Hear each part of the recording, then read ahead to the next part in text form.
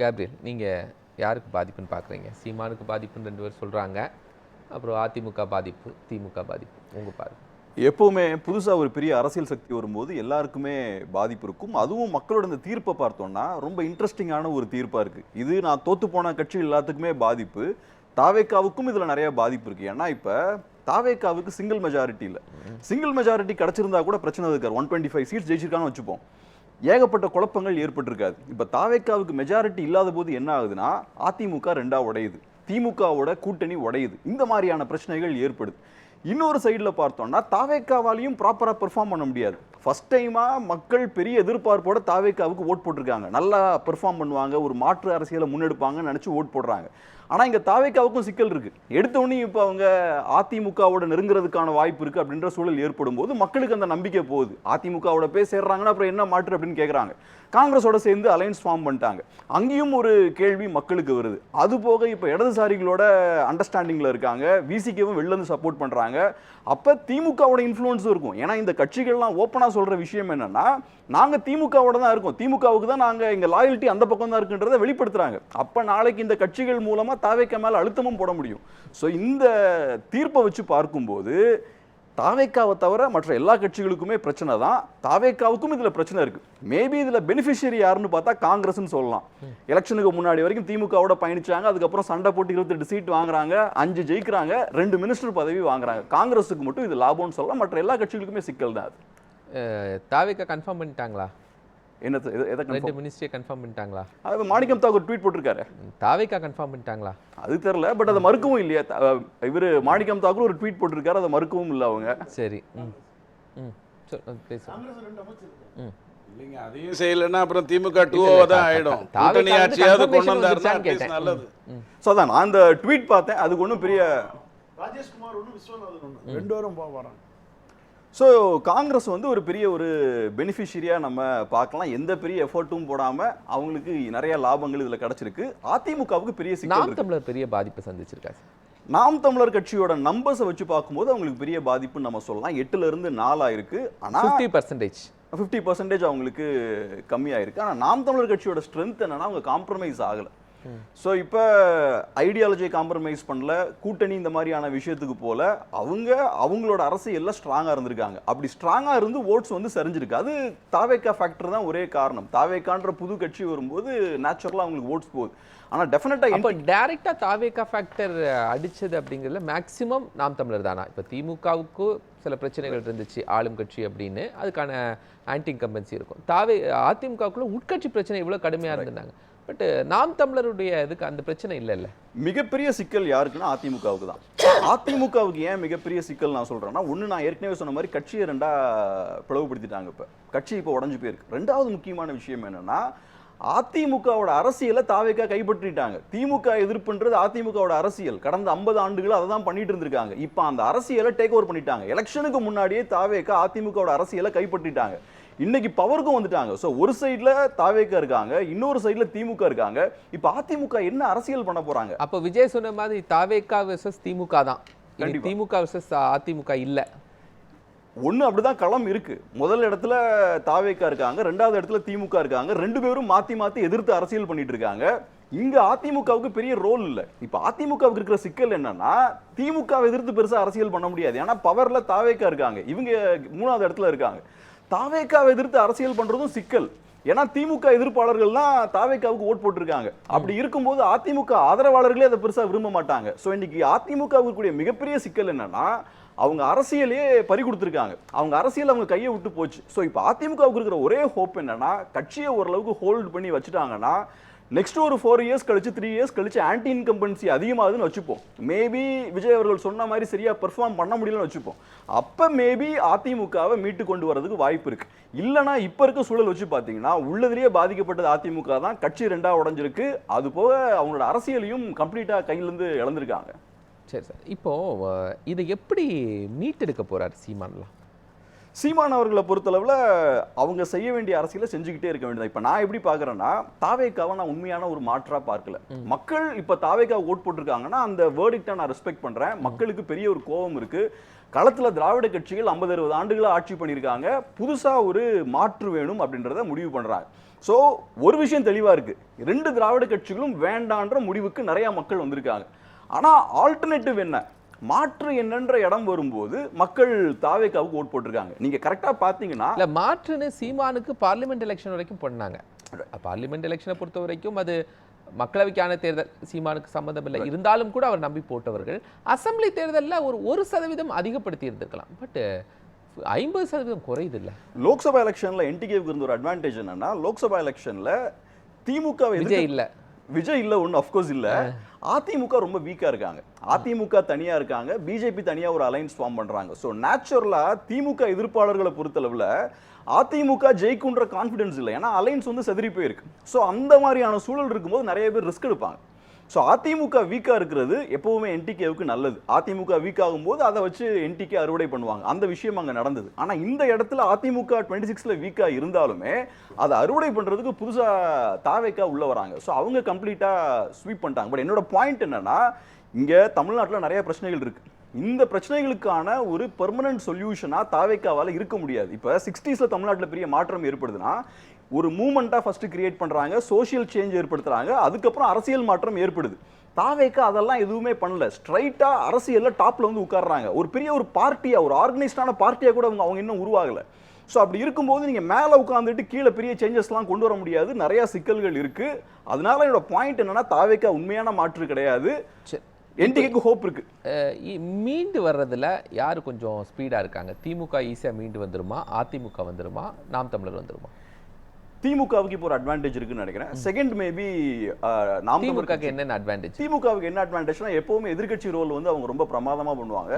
இப்பவும் பார்த்தோம்னா டே 1ல இருந்து அவங்க தாவேக்காவை எக்ஸ்ட்ராடினரியா அவங்க சேலஞ்ச் பண்றாங்க. என்டிகேவுக்கும் அந்த அட்வான்டேஜ் இருக்கு. ஏன்னா என்டிகேக்கு இருக்க ஸ்ட்ரென்த் என்னன்னா, நீங்க நல்லா கவனிச்சீங்கன்னா மற்ற கட்சிகளுக்குள்ள நிறைய சலசலப்புகள் இருக்கு, பிரச்சனைகள் எல்லாம் போய்கிட்டு இருக்கு. ஆனா என்டிகேக்குள்ள எந்த பிரச்சனையுமே இல்லை. 50% ஓட் கம்மியா இருக்கு. ஆனா அந்த கட்சிக்குள்ள எந்த சிக்கலுமே இல்லை. அந்த கட்சியை பொறுத்தளவுல கேடர்ஸ் பார்த்தோம்னா ஐடியாலஜி ட்ரிவன் கேடர்ஸ் அந்த கட்சிக்கு. இப்போ அந்த மாநாடே பார்த்திருப்பீங்க திருச்சியில, அவ்வளவு பெரிய ஒரு கூட்டத்தை அவங்களால மொபிலைஸ் பண்ண முடியுது. அது காரணம் ஐடியாலஜி ட்ரிவன் கேடர்ஸ். பணம்லாம் இல்லாம ஒரு ஐடியாலஜிக்காக, ஒரு இலக்குக்காக அவங்க வராங்க. ஸோ இந்த கேடஸை வச்சு ஃபியூச்சர்ல ஸ்ட்ராங்கான அரசியல் டெஃபினட்டா என்டிகேக்கு பண்ணலாம். வாய்ப்பு வரும்போது அக்ரெசிவா அவங்க அரசியல் பண்ணலாம். திமுகவை பொறுத்தளவு நான் சொன்ன மாதிரி எப்பவும் எதிர்க்கட்சி ரோல் நல்லா பிளே பண்ணுவாங்க. இப்போ அதுக்கான நல்ல வாய்ப்பு இருக்கு. தாவேக்காவும் இப்போ 2 எதிர்க்கட்சி வந்துட்டாங்கல்ல. அதிமுகவும் எதிர்க்கட்சியா இருக்காங்க. பிரதான எதிர்க்கட்சியா திமுக இருந்தா கூட அதிமுகவும் எதிர்க்கட்சி இல்ல. அதிமுகவுக்கு 2 எதிர்க்கட்சிகளை, 2 ஆளுங்கட்சி எதிர்க்கட்சியா சமாளிக்கக்கூடிய ஒரு இடம்ல அது தாவேக்காவுக்கு இருக்கக்கூடிய பிரச்சனை. தாவேக்காவை இப்ப திமுக அப்ப இந்த 2 எதிர்க்கட்சியில எது ரொம்ப பலமா இருக்கும் அடுத்து வரக்கூடிய தேர்தல்கள்? கரெக்ட். இப்ப ஒண்ணு என்னன்னா, தாவேக்காவுக்கு பெரிய சேலஞ்ச் சார். அதிமுக, திமுக, பாஜக, நாதாக்கா எல்லாருமே ஹெவியா அட்டாக் பண்ண போறாங்க. அதிமுகவை பொறுத்தளவுல பெருசா எதிர்க்கட்சி வேலையை பார்ப்பாங்கன்னு நான் பார்க்கல. போன எலெக்ஷனே அவங்களால பெருசா எதிர்க்கட்சி வேலையை பார்க்க முடியல. போன லாஸ்ட் ஒரு 5 இயர்ஸ் பார்க்க முடியல. இப்போ அவங்களுக்கு இருக்கக்கூடிய சேலஞ்ச் பார்த்தோம்னா அதை விட பெரிய பிரச்சனை அதிமுகவுக்கு இருக்கு. கட்சி ஏறக்குறைய 2ஆ உடைஞ்சிருக்கு. இப்ப செகண்டரி லெவல், முக்கியமான செகண்டரி லெவல் லீடர்ஸ்லாம் இபிஎஸ்க்கு எதிராக திரும்பி இருக்காங்க. இப்போ அவங்க தாவேக்காவை எதிர்க்கிறத விட கட்சியை எப்படி ஓரளவு கட்டுக்கோப்பா வச்சுக்கலாம்னு அவங்க முயற்சி பண்ணுவாங்க. அதிமுகவுக்கு இருக்கக்கூடிய சிக்கலே இதான். கடந்த 10 வருஷமா இதான் நடந்துட்டு இருக்கு. அதிமுகனால அக்ரெசிவா பொலிட்டிக்ஸ் பண்றதை விட அவங்க கட்சிக்குள்ள இருக்கக்கூடிய பிரச்சனைகளை தீர்க்கிறதுக்கே அவங்களுக்கு நேரம் சரியா இருக்கு. லாஸ்ட் 10 இயர்ஸா டிவி டிபேட்ஸ் எல்லாமே நீங்க திரும்பி பார்த்தீங்கன்னா அதிமுகவுக்குள்ள இந்த பிரச்சனை, அந்த பிரச்சனை, அதிமுக கட்சி உடையுமா, கட்சியை இவரு டேக் ஓவர் பண்ணுவாரா, சின்னம்மா வந்துட்டாங்க அவங்க டேக் ஓவர் பண்ணுவாங்களா, இந்த மாதிரியான டிபேட்ஸ் தான் போயிட்டு இருக்கு. ஸோ அதனால அதிமுக பெரிய உள்ளே வீக்கான எதிர்க்கட்சி அதிமுக தான் இருப்பாங்கன்னு பாக்குறேன். ஏன்னா அவங்களுக்கு வேற பெரிய பிரச்சனை இருக்கு. அவங்க கட்சியை கட்டுக்கோப்பா வச்சிருக்கிறதே பெரிய சிக்கல் இருக்கு அவங்களுக்கு. மீண்டு கொள்றதுல சிக்கல் இருக்கு. மீளுவார்களா அப்படிங்கிற ஒரு கேள்வி இருக்குல்ல. எனக்கு ஹோப் ரொம்ப கம்மியா இருக்கு. ஏன்னா ஒரு கட்சி இருக்கணும்னா அந்த கட்சிக்கான ஸ்பேஸ் இருக்கணும் சொசைட்டில. அதிமுகவுக்கான ஸ்பேஸ் இப்ப இல்ல. அவங்க கையில இருந்த அரசியலை தாவேக்கா டேக் ஓவர் பண்ணிட்டாங்க. எப்படி இது நடந்தது? அதிமுகவை மீறி புதுசா வந்து ஒரு கட்சியால எப்படி இதை பண்ண முடியுது? அது காரணம் என்னன்னா, 10 ஆண்டுகளா அதிமுக திமுக எதிர்ப்பு வேலையை சரியா பண்ணல. கடந்த 5 ஆண்டுகளா எதிர்கட்சியா இருக்கும்போது அதிமுக நல்ல அரசியல் பண்ணிருக்கணும், அதை பண்ணல. கடைசி ஒரு 2 மாசம் எடுத்தா கூட பார்த்தோம்னா இபிஎஸ் ஆல ஃபோக்கஸ்டான கேம்பெயின் பண்ண முடியல. செங்கோட்டையன் அவர்களை விமர்சிக்கிறாரு, உதயநிதி ஸ்டாலின் அவர்களை விமர்சிக்கிறாரு. ஆனா நீங்க விஜய் எடுத்துக்கோங்க, ஃபோக்கஸ்டான கேம்பெயின் பண்றாரு. விஜய் அவர்களை பொறுத்த அளவுல ஸ்டாலின் அவர்களை மட்டும் ஃபோக்கஸ் பண்ணி கேம்பெயின் பண்றாரு. சோ சிஎம் ஆகணும்னா நீங்க ஸ்டாலின் தான் ஃபோக்கஸ் பண்ணணும். அதெல்லாம் கரெக்டா பண்றாரு. சோ அதிமுக வீக்கா இருக்கிறனால தான் அந்த இடத்துல தாவேக்கா வந்து உட்கார்றாங்க. இப்ப அரசியலை கைவிட்டதுக்கு அப்புறம் கையை விட்டு அரசியலே போயாச்சு, எப்படி திருப்பி எப்படி மீட் எடுக்க போறீங்க? அது கஷ்டம். ஸோ ஒரு பெரிய டைம் தேவைப்படும், கண்டிப்பா டைம் தேவைப்படும். என்ன ரவி சார்? இல்லை, ஒரு கருத்தை சொல்லிடுறேன். இப்போ நீங்கள் வந்து திமுக வர்சஸ் விசிகான்னு களம் மாறிடுச்சுன்னு சொல்கிறீங்க. அதுக்கு காரணம் தாவேகா, சாரி, அதுக்கு காரணம் உங்களோட எண்ணிக்கை. அது 107, இது 57, வாட் எவர் இட் இஸ். சனாதனம் பேசிக்கொண்டே இருந்தால் திமுக தன்னுடைய 24% வாக்கிலிருந்து 1/2% வாக்கு கூட அடுத்த 10 வருஷம் எடுக்கவே முடியாது. அப்படி வரும்பொழுதுதான் சனாதனத்தை பேசுற பாஜகவுக்கு ஏன் வளர்ச்சி வரல? நான் நேர் எதிரா கேக்குறேன். சனாதனத்தை பேசுறதுனால பாஜகவுக்கு ஏன் வளர்ச்சி வரல? திமுக அதனால தேய்மானம் அடையுமா? பாஜக ஏன் வளர்ச்சி அடையல? அதுக்கு பதில் சொல்லுங்க. நீங்க ஏன் 3% வாக்கு வாங்குறீங்க? 11% இருந்து நீங்க மேல வளர்ச்சி அடைஞ்சிருக்கணும்லப்பா. மாநிலத்தில் ஆளுகின்ற பிஜேபி தமிழ்நாட்டையே ஆள முடியல. அதை பேசுங்க. தமிழ்நாட்டையே ஆள முடியல. நீங்க தேவையில்லாத பிரச்சனை. நீங்க தமிழ்நாட்டுல இருக்கியா? தமிழ்நாட்டுக்கு ஏன் இந்த களம் வந்து இந்திய அரசியல் தேசிய ஜனநாயக கூட்டணி வாசஸ் திமுக மாறாது அப்படின்னு நீங்க பாத்தீங்கன்னா, மாறும்னு நான் சொல்றேன்னா அது காரணம் அடுத்தது பாராளுமன்ற தேர்தல். அண்ணாமலை அவருடைய வேலையை தொடங்க போறாரு. தேசிய ஜனநாயக கூட்டணி உட்கார்ந்து பேசும். ஐயா, சட்டமன்றத்தில் இப்படி நடந்தது வரைக்கும் தப்பு இல்லை, எதுவாக இருந்தாலும் வாக்கு தென் மாவட்டங்களில் ஒன்றும் வாக்கு குறையல, அதெல்லாம் அதுக்கு தெரியும். ஸ்டாட்டிஸ்டிக்ஸை படிக்க பிஜேபிக்கு தெரியும். இப்போ அண்ணாமலைங்கிறது மட்டும்தான் இத்தனை கட்சிகளுக்கு எதிராக நிற்க போறாரு. ஏன்னா இவங்க எல்லாருமே நீட்டில இருந்து இருமொழி கொள்கையில இருந்து ஒரே மாதிரியான கருத்துக்களை பேச போறவங்க. அதுல சாதியம் பேசாத, நாத்திகம், போலி நாஸ்திகம் பேசாத வகையில தாவேகாவுக்கு எப்போதுமே அட்வான்டேஜ் இருக்கும். அடுத்த 10 வருஷத்துக்கு இவங்களுக்கு போலி நாஸ்திகம் இருக்கிறதுனாலே டிஸ்அட்வான்டேஜ் ஆகும். ஸோ களம் வந்து தேசிய ஜனநாயக கூட்டணி வாசஸ் தாவேகான்னு மாறும். அதனால தான் தாவேகா யாரை பற்றியும் கவலைப்படாம எடப்பாடி எப்படியாவது உடைச்சிடலாம், அவருக்கு மட்டும் லெட்டர் அனுப்பாம பாத்துக்கலாம், அவர் கட்சியில இருந்து மட்டும் ஆளை கூப்பிட்டுக்கலாம், இங்க தீய சக்தியில இருந்து கூட்டணியில இருந்து வந்தாலும் அதை பத்தி கவலை இல்லை. 4 மணிக்கு திருமாவளவன் ஐயா அறிவிக்கிறாரு, 3:55க்கு அதிமுக உடைஞ்சு போச்சுங்கிற தகவல் வந்ததுக்கு அப்புறம் தான் லெட்டரே போகுது. சோ தாவேகா ஃபோக்கஸ் பண்றது வந்து அதிமுகவை, திமுகவே அல்ல. எஸ், அதிமுக ஃபோக்கஸ் பண்ணுது, அதிமுகக்கு வளர்ச்சி. அதானே சொல்றாங்க எல்லாரும். ஃபோக்கஸ் பண்றது சொல்றாங்க. தாவேகா ஃபோக்கஸ் பண்றது அதிமுகவை தான் உடைச்சு கொண்டு வரணும் தான் நினைக்குது. ஏன் அது பண்ண முடியாதுன்னா தேசிய ஜனநாயக கூட்டணி கூட இருக்கும், மத்திய அரசுங்கிற ஒரு இது இருக்கும். தேசிய ஜனநாயக கூட்டணி 2029 பாராளுமன்றம் பார்க்கல சார். பாருங்க, நீங்க அண்ணாமலையோ மோடியையோ நீங்க பாஜகங்கிற ஒரு கட்டுக்குள்ள கொண்டு வந்து சுருக்காதீங்க. அவங்களுடைய வளர்ச்சிங்கிறது வந்து எங்கேயோ போற கும்படி புண்டிக்கு அந்த பக்கத்தோட நிக்குது, ஒளே கும்படி புண்டிக்கு உள்ள பக்கம் வரல. நீங்க டெல்லி பத்தி பேசுறீங்க. பாருங்க, திமுக தொடர்ந்து தமிழ்நாடு வாசஸ் டெல்லின்னு தானே பிரயோகிச்சது. அப்ப திமுக தோத்தது டெல்லி கிட்ட தான் தோத்ததா? என்டிஏ எடப்பாடி பழனிசாமி தான் தமிழ்நாடு முதலமைச்சரா இருக்கு. அசம்பிளிக்குள்ள பாஜக வேட்பாளர் வெற்றி பெற்ற எம்எல்ஏ நடுநிலைங்கிறாரு. அவர் என்ன சொல்லி இருக்கணும்? எடப்பாடி பழனிசாமி என்ன முடிவு எடுக்கிறாரோ அதான சொல்லி இருக்கணும். இது வந்து நம்பிக்கை வாக்கெடுப்பு இருக்கும்போது எடப்பாடி பழனிசாமி நாங்கள் ஆதரவு இல்லைங்கிறாரு. இல்லைங்க ஒண்ணே ஒண்ணு சொல்லிடுறேன். பாஜகவோ அல்லது பாமக வந்து கூடவே அதிமுக பாமக விலகி இருக்கிறோம். அவங்களும் நடுநிலை விலகி இருக்கிறது என்ன இருக்கு? அதுல என்ன சைடு நிக்கிறாங்களா? அவங்களும் ஒரே நேரம் நின்றவங்க தானே. இப்ப கேள்வி என்னன்னா சார், நான் ஒரு மேட்டரை சிம்பிளா முடிச்சிடுறேன். அடுத்தது 2029 இவங்க எல்லாருமே ஒரே கருத்துக்கள் பேசக்கூடியவங்க. தனிச்சு நிற்கிறது தேசிய ஜனநாயக கூட்டணி மட்டும்தான், பர்டிகுலரா அண்ணாமலை. போன 5 வருடமும் ஊழலை பற்றி பேசியது அவரு தான், இப்பயும் பேச போறது அவரு தான். அதுல எந்த மாற்று கருத்தும் இல்லை. அதிமுகவை உடைப்பதற்காக செந்தில் பாலாஜி மூலமாக கூட சிலரை தொடர்பு கொள்ள வேண்டிய அவசியம் தாவேகாக்கே வந்ததுன்னா, அதிமுக உடைச்சா தான் தன்னுடைய எதிர்காலம் இருக்குன்னு அது நினைக்குது. எப்போ உன் எதிரியை நீ நிர்ணயிக்கிறியோ அவன் தான் மேல வர போறாங்கிறது உங்களுக்கு சொல்ல வர்றேன், வேற எதுவும் இல்லை. என்ன சார்? எனக்கு என்ன சந்தேகம்னா, திமுக தோற்றது டெல்லியிடம் தான் அப்படின்னு அவர் சொல்றாரு. ஆனால் உண்மையிலேயே தோற்றது தாவேகா டிவிகேட்ட தான் தோற்றிருக்காங்க. அப்ப டிவிகேட்ட தோற்றதை டெல்லியிடம் தோற்றதாக அவர் சொல்லுகிறார் என்றால், டெல்லி அரசியலுக்கு டிவிகேக்கும் உள்ள ஏதாவது உடன்பாடு இருக்கிறது என்பதை அவர் ஒப்புக்கொள்கிறாரா? இவர் ஒப்புக்கொள்கிறாரா? அப்படி முடிவு பண்ண முடியாது. செட்டிங் பண்ணி தான் தமிழ்நாட்டுக்கு அங்கே தோத்துருக்கோம்னா அப்ப டிவிகே ஜெயிச்சதுக்கும் பாஜகவுக்கு தொடர்பு இருக்குங்கிறத ஒரு இல்லவே இல்ல. ஏற்றுக்கொள்றாரு. பாஜக ஆதரவாளர் அதை ஏற்றுக்கொள்றாரான்னு எனக்கு நீங்க கேட்டுக்கோங்க. நீங்க அப்படி நினைச்சுக்கோங்க, அது உங்களுடைய பிரச்சனை. அப்படிதான் தோத்து போயிட்டே இருப்பீங்க, அடுத்த 10 வருஷம் எந்திரிக்க முடியாது. கேள்வி என்னன்னா, நீங்க டெல்லின்னு வச்சது ஒரு மாயை. இந்த கதையெல்லாம் என்கிட்ட விடாத, நான் தென்னகத்தை காப்பாத்த போறேன், இந்தியாவே காப்பாத்த போறேன்லாம் சொல்லாத.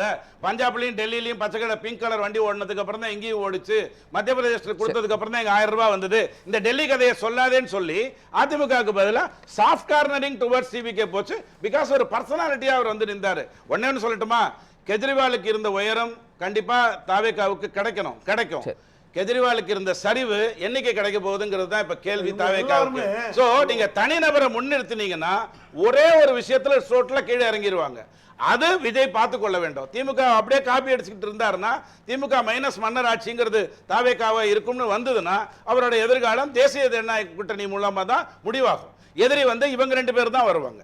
இவங்க எல்லாருமே அவர் ஒரு ஆள் தனியா வந்துட்டாரு, சுயமா உருவாயிட்டாரு, எந்த கூட்டணி இல்லைன்னு வந்துட்டாருங்கிற ஒரு ஆதங்கத்துல கொப்பளிக்கிறாங்களோ ஒழியா இல்ல. இங்க பாருங்க, அதுக்குதான் அவரை போய் எவ்வளவு என்னெல்லாம் தண்டனை பண்ணணுமோ அப்புறம் அவர் என்ன, நான் என்ன சொல்றேன், உங்ககிட்ட சரண்டர் ஆகலைன்னா நீங்க என்னென்ன நோண்டுவீங்களா தெரியும். ஆனா தமிழ்நாட்டு மக்கள் விட போறது இல்ல. பாஜக கும்மிடிப்பூண்டிக்கு உள்ள வராது, கும்மிடிப்பூண்டிக்கு அந்த பக்கம் தான் நிக்கும். சார் வந்து ஒரு முக்கியமான பாயிண்ட் சொன்னாங்க. அதாவது என்னன்னா, தாவேகாவை பொறுத்தளவுல அதிமுகவை பிளவுபடுத்த முயற்சி பண்றாங்கனாலே அரசியல் களம் வந்து தாவேகா வர்சஸ் அதிமுகன்னு மாறுது அப்படின்ற பாயிண்ட்டை சொன்னாங்க. இப்ப தாவேகா அதுல ரொம்ப கிளியரா இருக்காங்க.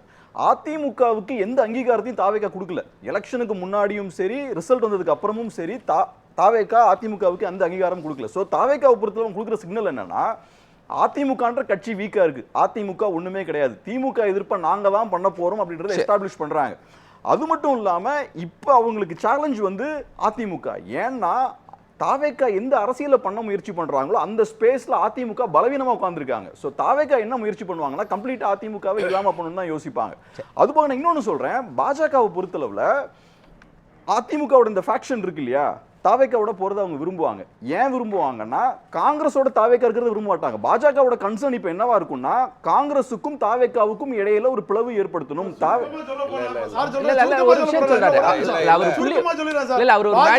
அதிமுகவை அழிக்க நினைக்கிறது, தாவேக்கா வந்து அதிமுகவை காக்க நினைக்கிறது. ஒரே ஒரு வரி சொல்லட்டுமா, திமுகவும் காங்கிரசும் உடையணுங்கிறது மட்டும்தான் பிஜேபியோடைய ஒரு நோக்கமா, பிஜேபியோடைய ஒரு நோக்கமா இருந்தது. அது தானே நடந்துருச்சு. அடுத்த 10 வருஷத்துக்கு காங்கிரஸ் அந்த பக்கம் போறது இல்ல, அதோட மேட்டர் முடிஞ்சு. திமுகவோட அது கூட்டணி வைக்க போறது இல்ல. கூட்டணி ஆட்சி தமிழ்நாட்டுல வந்துருச்சு சார். காங்கிரஸ் கூட்டணி, காங்கிரஸ் டிவிகே கவர்மெண்ட் கூட்டணி ஆட்சி வந்தாதானங்க தமிழ்நாட்டுக்கு நல்லது. அது முதல்ல சொன்னது அண்ணாமலை தானே. அது நாளைக்கு இன்ப நிதி வரும்போது அதுதானே பிரச்சனையா இருக்க போகுது. சோ இவர் கூட்டணி ஆட்சியாவது அமைத்து தான் திமுக 2 இல்ல, திமுக நிரூபிச்சார்னா நல்லது. முடிவு பண்ணிருக்கீங்க கேப்ரியல். என்ன பொறுத்தளவுல பாஜக இங்க நடக்கிற விஷயங்கள்லாம் பார்க்கும்போது அவங்க என்ன யோசிப்பாங்கன்னா, காங்கிரஸ் பார்ட்டியை எப்படி தனிமைப்படுத்தலாம்னு யோசிப்பாங்க. அவங்கள பொறுத்தளவுல தமிழ்நாட்டுல பாஜகவை எப்படி வளர்க்கறது அதெல்லாம் தாண்டி காங்கிரஸ் பார்ட்டியை தமிழ்நாட்டுல தனிமைப்படுத்தணும். இப்ப பாஜகவுக்கு எனக்கு தெரிஞ்ச பெரிய திமுக கிட்ட எந்த பிரச்சனையும் கிடையாது. இதுக்கு முன்னாடி திமுக 2 பேரும் சேர்ந்து அலைன்ஸ்லாம் ஃபார்ம் பண்ணிருக்காங்க. இப்ப இவ்வளவு நாட்களா பாஜக காங்கிரஸை திமுக இருந்து பிரிக்க முயற்சி பண்ணாங்க. அதுக்கான முக்கியமான காரணம் என்னன்னா, திமுக அப்ப தமிழ்நாட்டுல பிகஸ்ட் பார்ட்டியா இருக்காங்க. சோ காங்கிரஸ் பார்ட்டிக்கு தமிழ்நாட்டுல ஒரு பெரிய கட்சி கூட இருக்கக்கூடாது. அதுதான் பாஜகவுக்கு பிரச்சனை. ஏன்னா பாஜக நம்பர் கேம் தாங்க ஆடுவாங்க. அவங்க இன்னைக்கு இந்தியால ரூல் பண்ணிட்டு இருக்காங்க. காங்கிரஸ் பார்ட்டி செகண்ட் பிகஸ்ட் பார்ட்டியா இந்தியால இருக்கு. சோ பாஜகவை சேலஞ்ச் பண்ணக்கூடிய பார்ட்டி காங்கிரஸ். சோ ஒவ்வொரு மாநிலத்திலையும் காங்கிரஸை ஓரங்கட்டுறது தான் பாஜகவோட ஏமா இருக்கும். இன்னைக்கு ஒரு வகையில பாஜக வெற்றி, காங்கிரஸ் திமுக கூட்டணி 20 இயர்ஸ் கழிச்சு உடைஞ்சிருச்சு. ஆனா இப்ப பாஜகவுக்கு பிரச்சனை என்னன்னா, திமுகவை விட பெரிய ஒரு கட்சியோட காங்கிரஸ் கூட்டணி வச்சிருக்காங்க. இதை டெஃபினட்டா பாஜக விரும்ப மாட்டாங்க. இந்த அலைன்ஸை உடைக்கணும்னு தான் நினைப்பாங்க. நன்றி நன்றி சார். 230 தொகுதியில தான் காங்கிரஸ் பிஜேபிக்கு ஒரு மேட்டர் இந்தியாவில். மீதி இருக்கக்கூடிய 313 தொகுதியில காங்கிரஸ் ஒரு மேட்டரே கிடையாது.